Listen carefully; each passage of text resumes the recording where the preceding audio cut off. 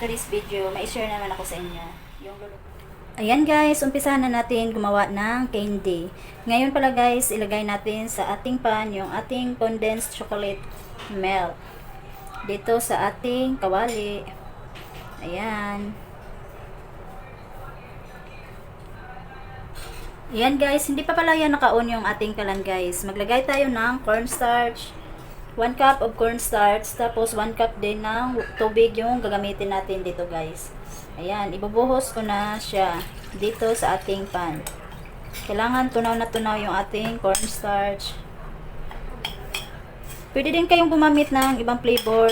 Pwede din pandan or makapuno. Dahil ayaw ng isang bata namin ditong kumain pag ibang flavor guys. Kaya chocolate yung naisipan kong flavor.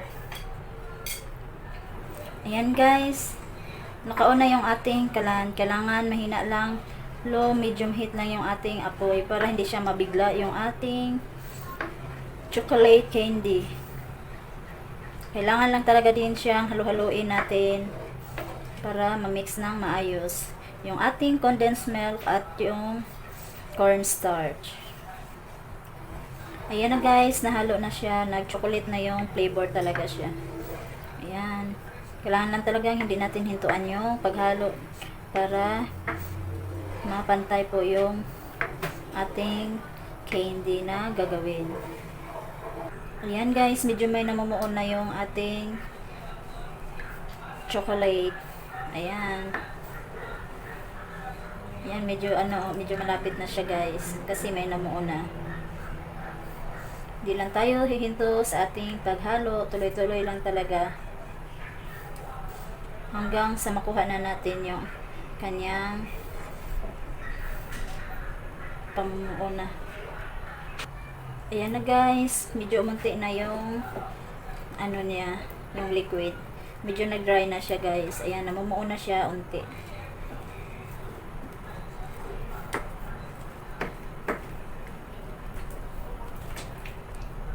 Ayan na guys, yung ating chocolate candy.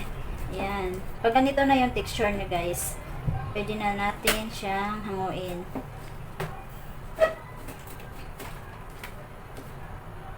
Ayan guys, nalipat ko na yung ating chocolate candy dito sa bowl natin. Tapos ngayon naman guys, gagamit pala tayo ng powdered milk. Kahit anong brand po yung gagamitin natin. Pero yung sa akin ngayon guys, Birch Tree yung ginamit ko. Ayan. Ngayon naman, gagamit naman din ako ng pangsukat para pantay yung bilog sa ating candy. Ayan, mag-umpisa na tayo magbilog sa ating candy. Ayan guys, ito lang yung ginamit ko para sa pagbilog sa ating candy. Ayan, ginaganyan ko lang siya. Tapos, ilagay na natin sa ating powdered milk.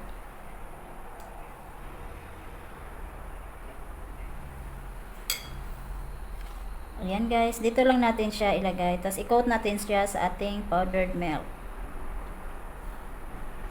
Ayan. Ayan guys, gagawa na naman tayo ulit. Ayan, titingnan nyo mabuti. Ganyan lang naman. Kung saan kayo mas sanay gumamit para magbilog yung candy. Ayan, ganyan lang naman siya. Tapos ilagay ko ulit dito sa ating powdered milk. Ayan. Tapos, i-coat lang natin siya sa powdered milk. Yan, itatabi lang muna natin. Ayan na guys, nilipat ko na sa ating container yung ibang na-coat. Yung iba guys, hindi ko pa natapos i-coat sa powdered milk. Ayan. I-coat muna natin siya, tapos ilagay ulit dito sa container. Pwede din kayong gumawa nito guys, para kung gusto nyo mag-negosyo, pambenta, yan. Pwede siya. Tatlong ingredients lang yung ginamit natin dito guys. Powdered milk at saka yung chocolate condensed milk.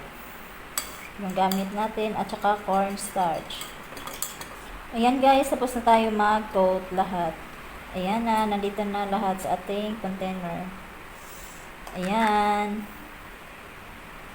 Masarap talaga siya guys kasi pinatikim ko sa mga kids ko, nagustuhan nila. Try nyo rin para magustuhan ng mga kids nyo. Ayan, sana may natutunan po kayo sa aking video. Bye!